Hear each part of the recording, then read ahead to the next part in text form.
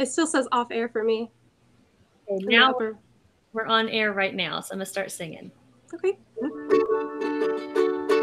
In a coffee shop in a city, which is every coffee shop in every city, on a day, which is every day. Hello, friends, and welcome to the 11th episode of Barista Unfiltered, a podcast dedicated to the life and times of baristas.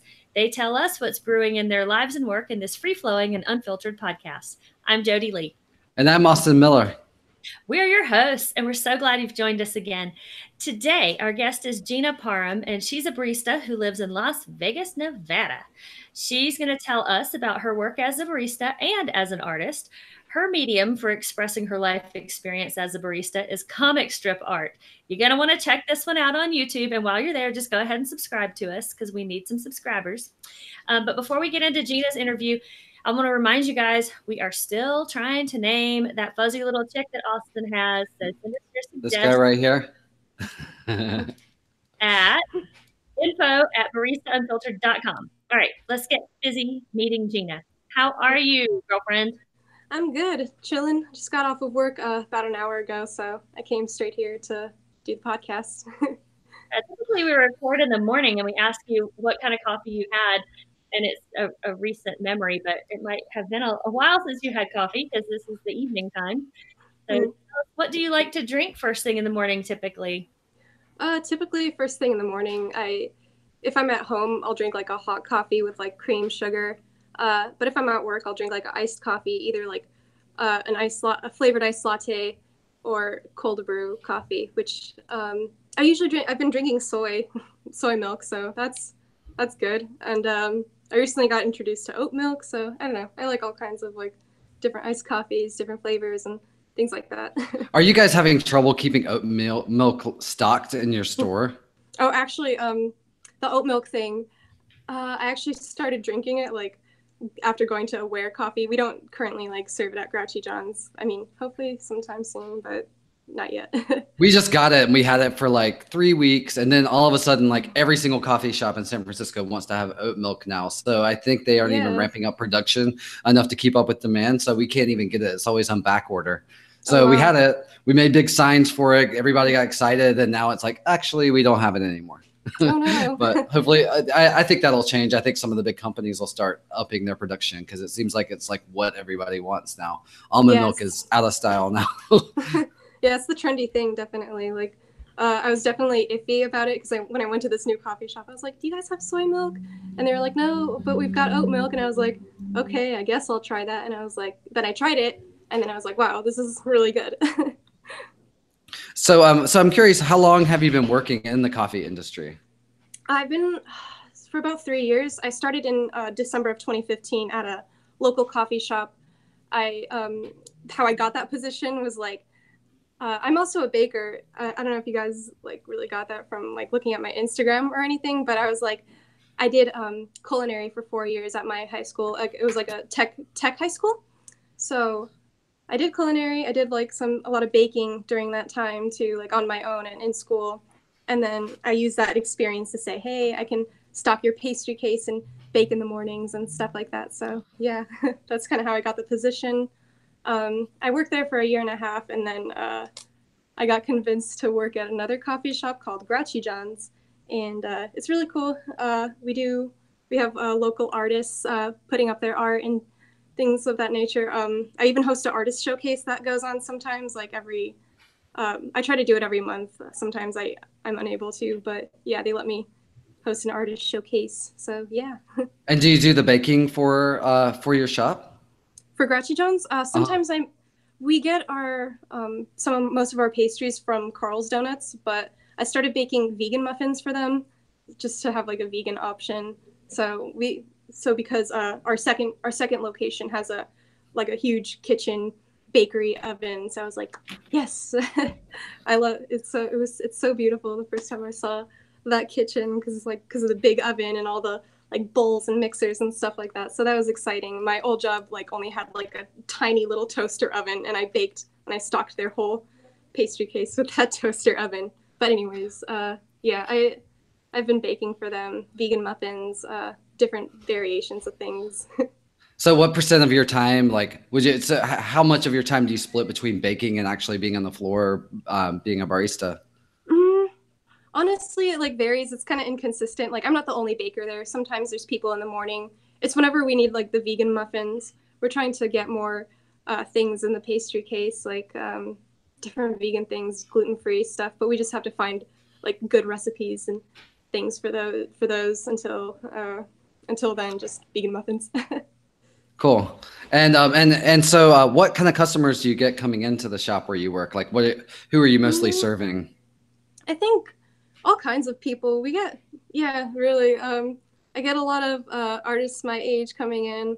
A lot of art folks or people that work in that same plaza, like at like the sandwich shop or McDonald's will come in and hang out there probably like before their shifts.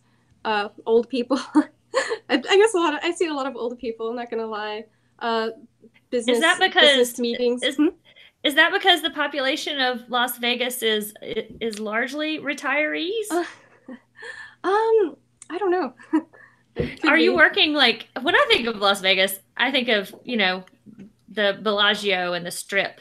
So is that where are you, like how far are you from that?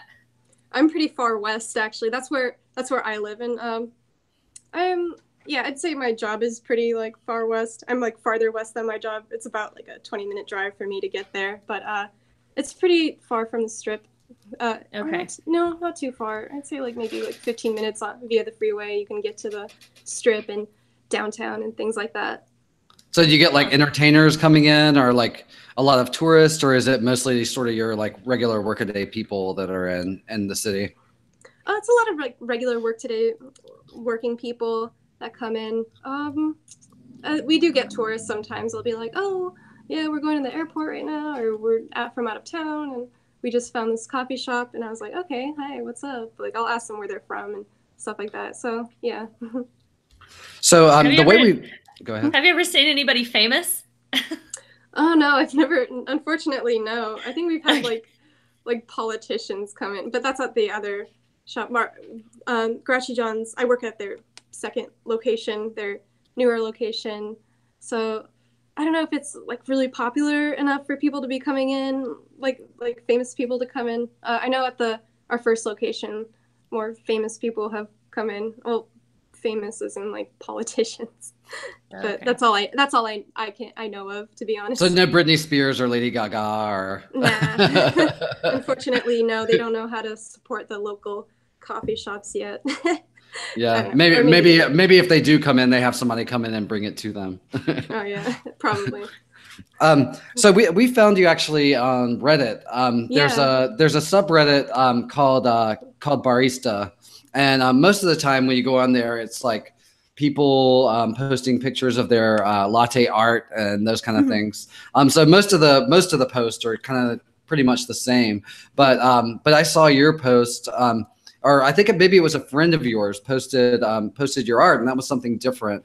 And I looked through it, and it was just kind of stuff that I felt like anybody who's been a barista for any amount of time can really relate to, but especially someone who's been doing it for a couple of years. Because when you're new to everything, it's like the little frustrations aren't quite as annoying as they are when you've been doing it for a minute. So I thought it was hilarious, and I showed it to some friends of mine that are also in coffee, and everybody could relate. And so that was great. And I was like, I gotta figure out how to get in touch with this person and see if she can come on our show. When did you start drawing comics? God, probably when I was about like 12 years old. I've always drawn like characters and things like that, like original characters. But I kind of fell off of it for a few years. When I started high school, I was like, oh, I'm gonna focus on culinary for a few years or whatever. But I don't really want I don't know what I really want yet in a in a future career. But I don't know, maybe culinary and baking and stuff might be in my future. But yeah, then after I graduated high school, I kind of started drawing again. I went to College of Southern Nevada. I actually recently got my associate's in art, my degree. It's basically half of a bachelor's degree, but it's a degree. And then, when I started working and stuff, I was like, I always like wanted to do like autobiographical comics, and I had these ideas in my head that like, oh, that'd be funny to make into a comic, but I never did it. And then I think it was like last year that I actually started actually drawing them to paper, even if they were like crappy. Like you can see my you can scroll on my Instagram and see the uglier looking comics. But yeah, I just started doing it, and I don't know, some people related to it, and I was honestly kind of nervous like about posting them, just because like, oh, what if my boss sees it or whatever, and then like they yell at me for saying like, oh, that's not how you talk about customers. But yeah, anyways, Has your boss seen it? For my old job, I don't know, but my current workplace, yeah, my bosses have seen my comics and they think they're funny. So that's cool. They super support me, and they're so cool. They're like the coolest bosses I've ever had, I think. I think for those who are listening, anybody who has either worked at or been in a coffee shop ever should go and check them out, because it's definitely like hits the nail on the head with a lot of these. And I'm sure that that's a talent that you're going to bring to other parts of your life. If you draw inspiration with what's around you, I think you can do that, you know, in a coffee life, or if you end up in another career, I think that you'll take that talent with you and kind of bring humor out of any situation. So I definitely recommend people go and check out your work online. And the way to find it is either on Twitter or Instagram. There's a lot on Instagram. Her handle is @ArtOfGina. Yep. And Gina is spelled Gina. It's pretty easy. For those of you who aren't Instagram handy, you can just type in instagram.com/artofgina and find it that way. And you've recently published a zine, correct? Yeah. With the help of my good old friends at Plot Twist Publishing, they helped me. I don't know anything about formatting or anything, so I was like, oh, you think you can help me format the zine? Here's my zine, by the way. Yeah, it's a slim collection, but I'm working on doing a second collection soon of zines, of barista zines. It's called Your Barista Hates You.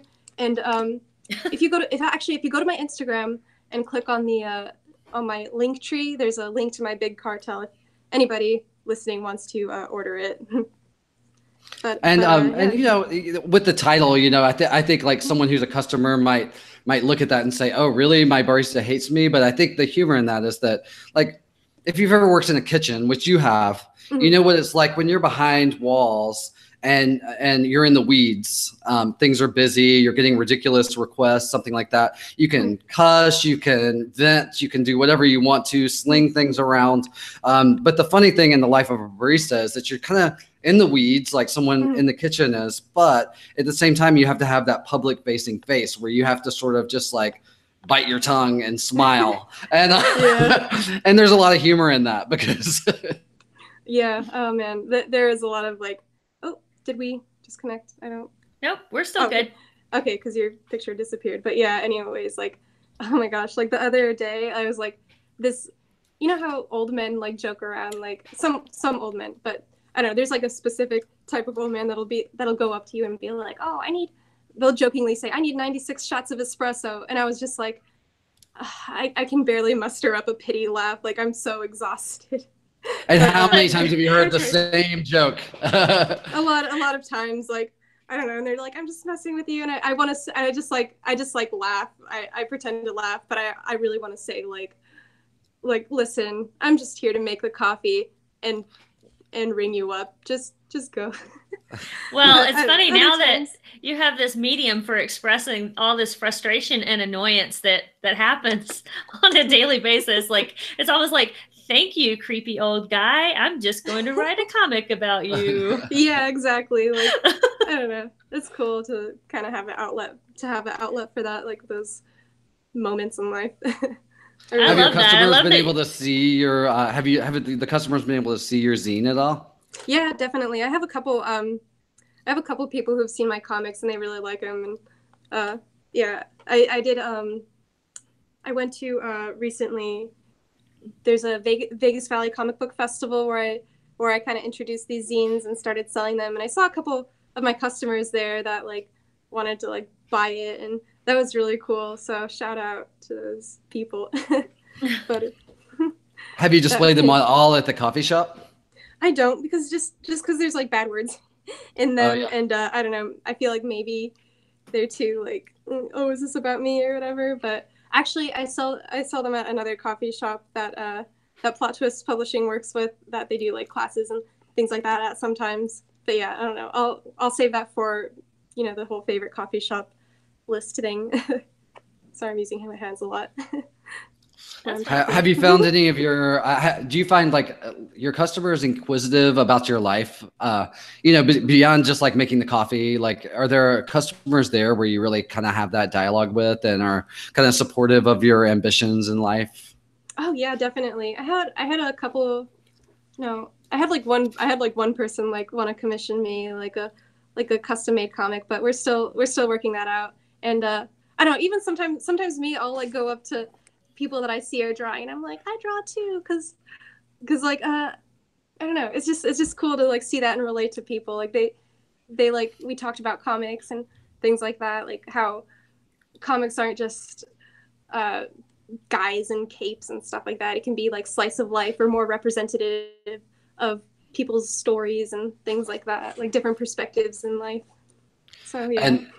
And yeah, I mean, you don't have to be a superhero to like show up and get through your day. And I mean, that can be a superhero power in and of itself. And that's, I mean, I think most of us like feel like we sometimes summon superhero strength to get through our regular life.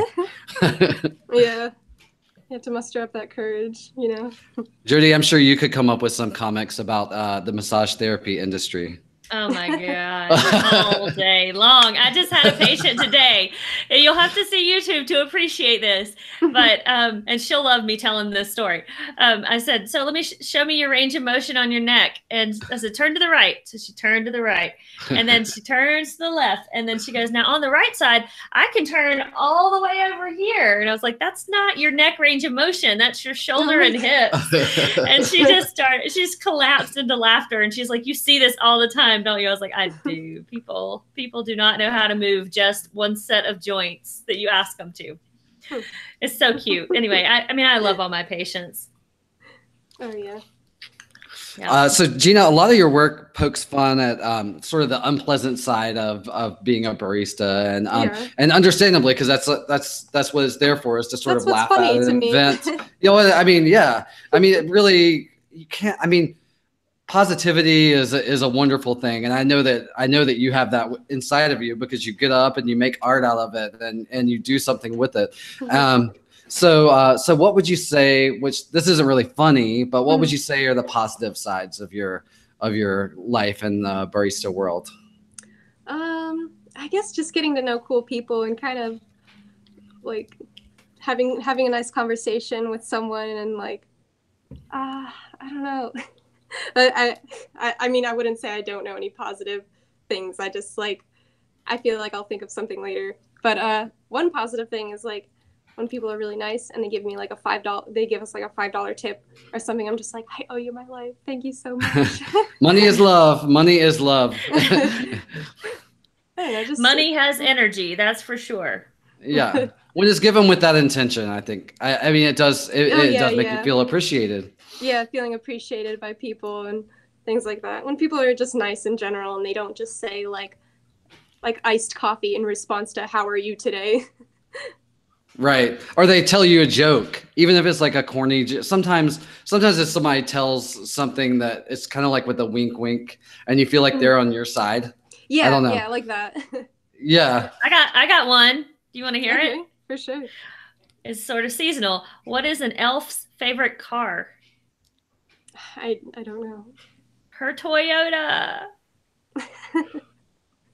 Wait. That was a Toyota. Okay. That was a Toyota. I know, it's terrible. I have terrible jokes. It took me a minute, actually. So good. I mean, it made me think.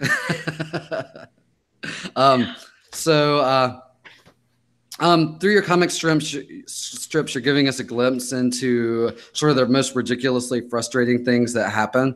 What are the 3 ways that you feel like customers could make our lives easier? Stop doing this. God, that's a hard one. What about bussing tables? Oh my gosh, yeah, like when they just like when there's like a trash can right there, or like and they don't even like throw their stuff away. But I don't know. I guess that's not too big of a deal. Like I think a lot of my comics are like super exaggerated. Like I'm frustrated in the moment and I'm like, oh, I'll make a comic about this later, but then it's like not really. But then when I get to making the comic, it's like it doesn't really like piss me off that much anymore. Yeah. And then it's like, oh, but why am I making the comic? Oh, also, people who are in like pyramid schemes can stop like trying to pitch that to people, because I don't know if that's just like a coffee shop thing where people who are in like pyramid schemes come in and they're like, oh, like I'm retired and stuff like that. Like I don't know. I think that might be a Vegas thing. Really? Yeah, I've never heard of that. I can't say that that's ever happened to me once here. So you might be showing some regional differences. Oh yeah, maybe. I don't know if it is just like a Vegas thing or something, but. Or so they trying to involve you in it, or your customers? I think they're just trying to involve. They try to involve us in it, like by saying like they're retired, but when they're like my age, and I'm like, okay, I don't know. But yeah, here's what I think might be going on. In those multi-level marketing companies, like you are encouraged to recruit, and to recruit, you usually have to go meet with somebody, like, and it's usually a public space. I bet they're kind of holding their meetings at that coffee shop and just catching you up in it too. It's not really fair though, because you can't move. You're like stuck behind the counter. You're stuck there. I think that's like something actually people should realize, like creeper behavior, like knowing that you're stuck there behind the counter, there's nowhere you can go.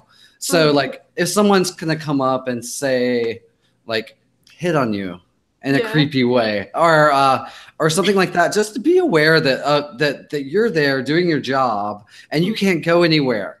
Like you're stuck there. So like I think that's possibly one of the things, like when someone, and we all develop personal relationships with our customers, and that's great. But when somebody kind of crosses that line of like, you kind of feel like they're taking advantage of the fact that you can't move, you can't go anywhere.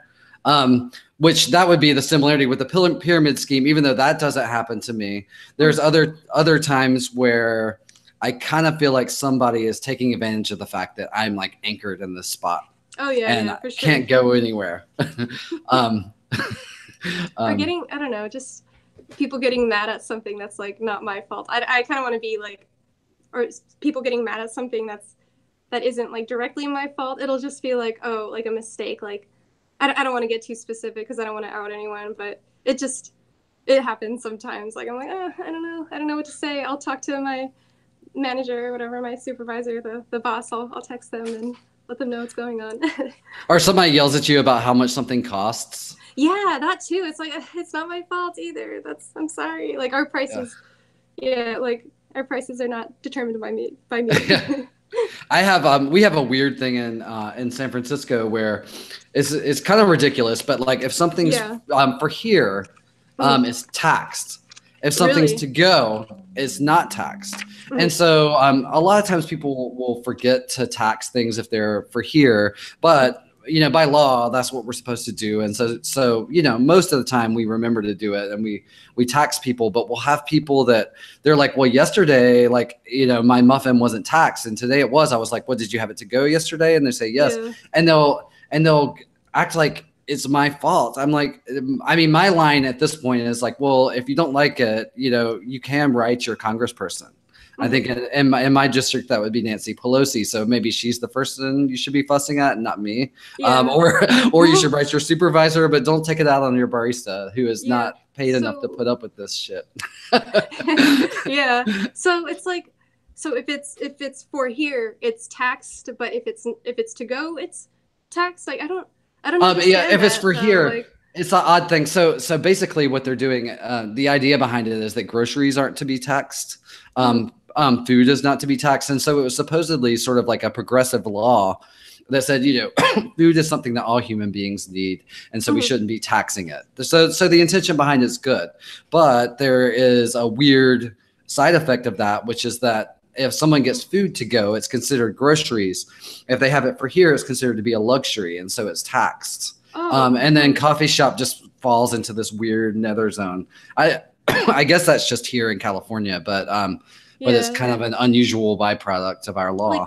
Like I get it, but I don't know, like having it in practice, like maybe it can be like adjusted or something, especially for like coffee shops, because it's like, it's not like it's costing you guys really to have the thing for here, especially if it's just a mug that you can wash and then reuse. That's right. Like, and then when you're taking it to go, like that piece of like paper, the like paper cup and the lid, that costs like money. I don't know. And it's and the environment. I mean, because they'll get a plastic lid, and then where's that going to go? That's going to go into the ocean.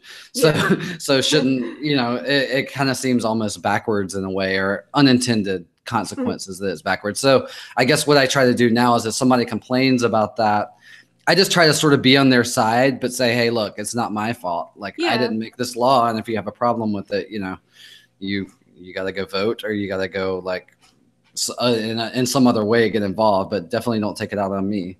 I try to like be on their side, not like if it were me in that position, I would just be like, I'm sorry, it sucks, but it's just the way things are. But yeah, please don't yell at me.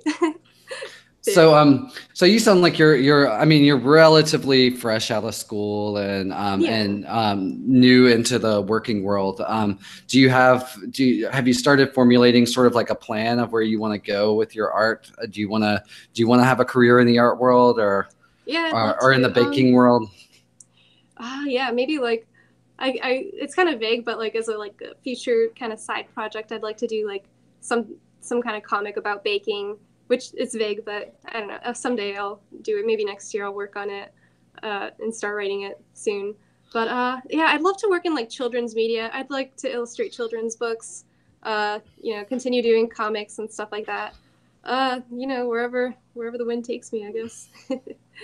But it's kind of a hard question. Like it's something I've thought a lot about for sure, but yeah. Well, and you're taking the first steps, obviously, by putting yourself out there, and we really appreciate you coming and doing this with us, because these are beginning steps for you, like into getting into the field that you want to get into. So that's great. Thank you. So I want to see some of your art, if you don't mind sharing it with us, so you guys on YouTube can look at it.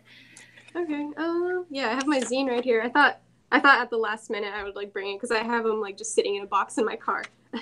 So I want to see the one about vegan muffins or vegan pastries, because that's been a recurring gag on our show.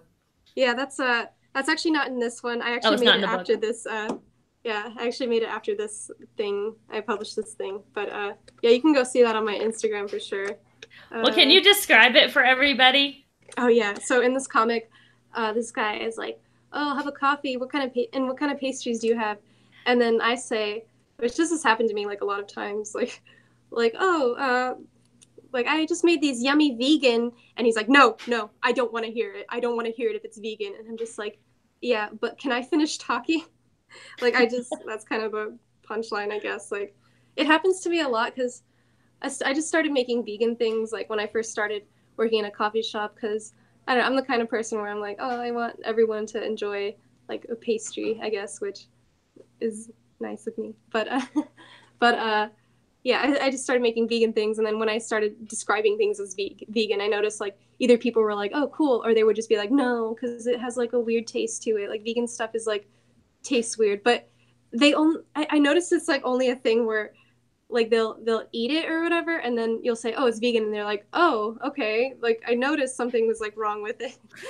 So we have our owner actually makes vegan pumpkin breads and vegan banana breads, and they're probably like the best thing that we sell in the shop. So when people come in and they're like, what's good? I'm like, well, the vegan pumpkin bread. And I definitely have those situations where people are kind of like, I have to talk them into it. I'm like, tell you what, you buy this vegan pumpkin bread because you want a treat, and if you take a bite out of it and you don't like it, then you can give it back to me. As long as there's only one bite out of it, then fine, and I'll exchange it for something else. And I've never had anybody want to return it.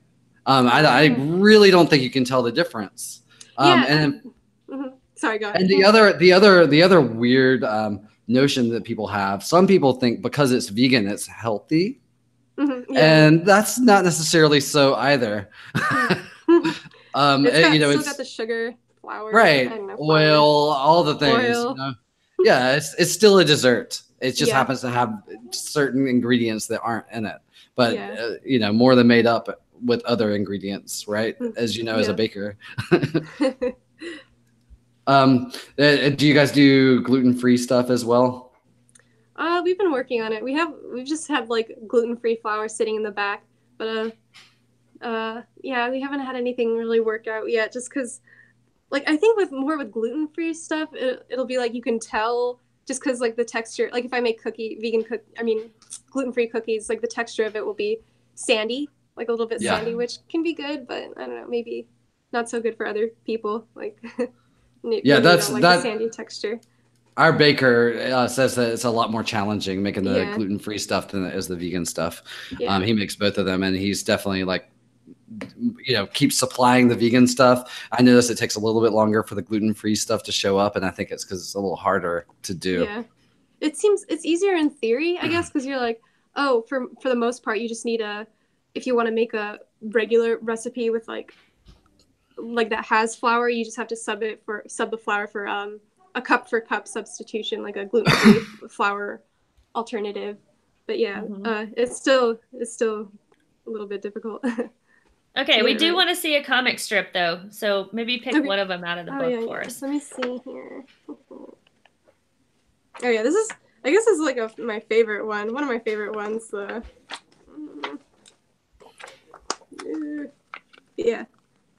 Bulletproof cup. Does it like? Okay, now it's showing. It'll show when you start talking on YouTube, but for our listeners, sort of describe the cartoon.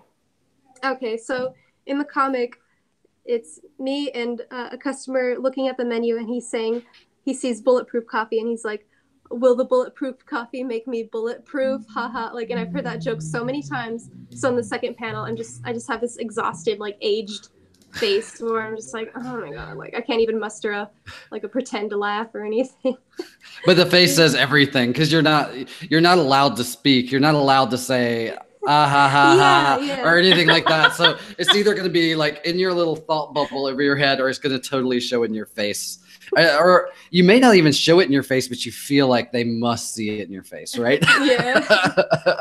At least that's how I feel a lot of times when I'm like, somebody says something to me and I'm like, oh my God, they totally know that I'm not amused right now. Yeah, I think I've accidentally had that like slip up. I feel like I wear my emotions on my sleeve like really easily. So when that guy was like, I need 96 espresso shots, and he's like, I'm joking, it's a joke. Like, why aren't you looking at like me? I was just like, it's not funny though. It's not really apparent that it's a joke. It's just annoying, not funny.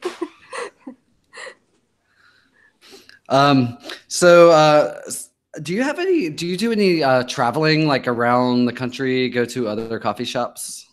Not recently. I've been to places like Mexico City and Aguascalientes because my family lives there. So I've tried coffee shops there, and they're pretty good. They've got like, what did I try at this coffee shop?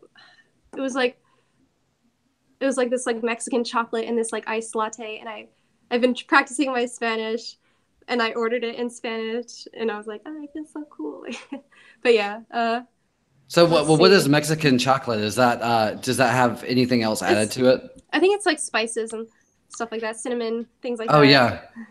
Yeah, we do a Mexican hot chocolate sometimes where you add like a little bit of cayenne to it and nutmeg and cinnamon and stuff like that. It's really good. Yeah, we have something that's like it's like a Mexican hot chocolate, but as like a latte. Like it's chocolate and what is it? Chocolate and cayenne pepper, and we call it the chupacabra.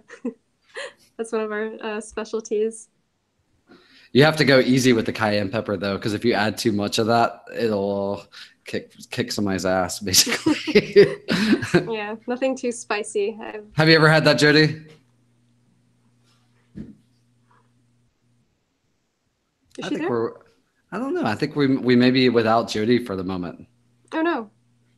Maybe she's tuning her ukulele. Maybe.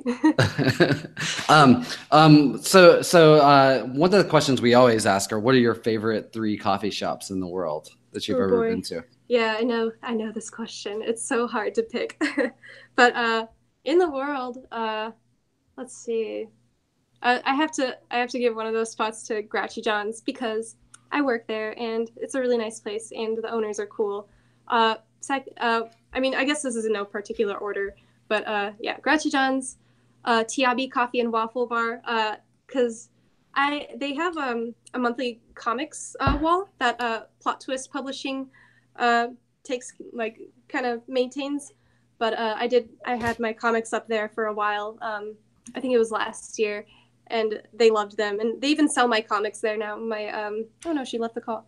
My Barista, Your Barista Hates You comics, and then because actually, a funny story. I'll get to my third one later, like in a minute. But yeah, like I think it was last year. Like, was it last year?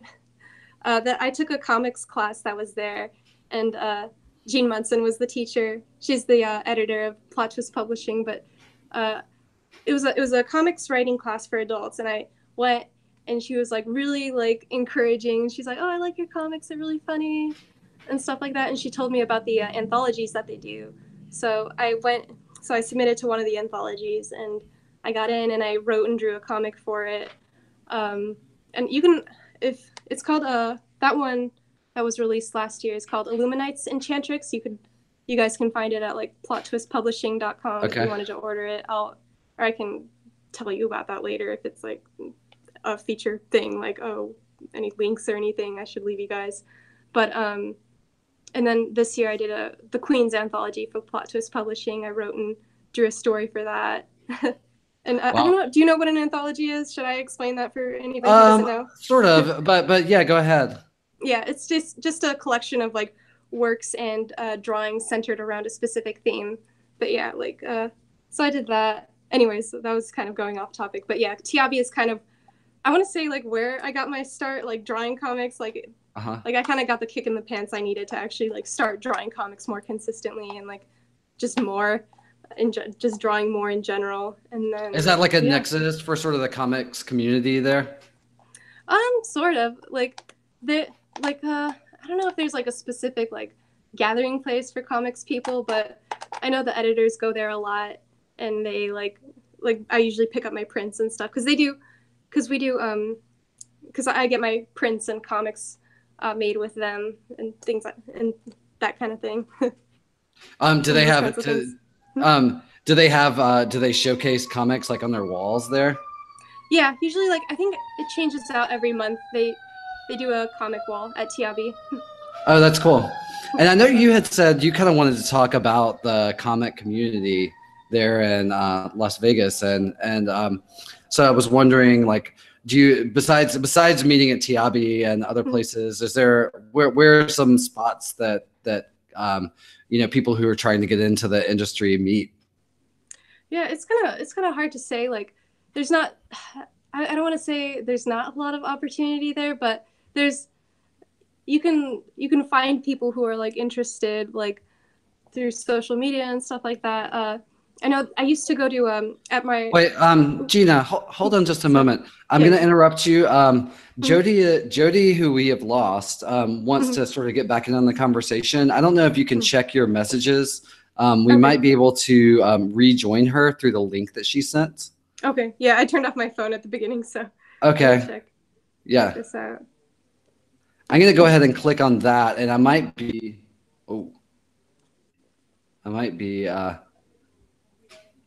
joining through two different. I'm already so I'm going to be going into this link, and why don't you go ahead and click on it as well? Yeah, and then we'll both be there. Okay, cool. Wait.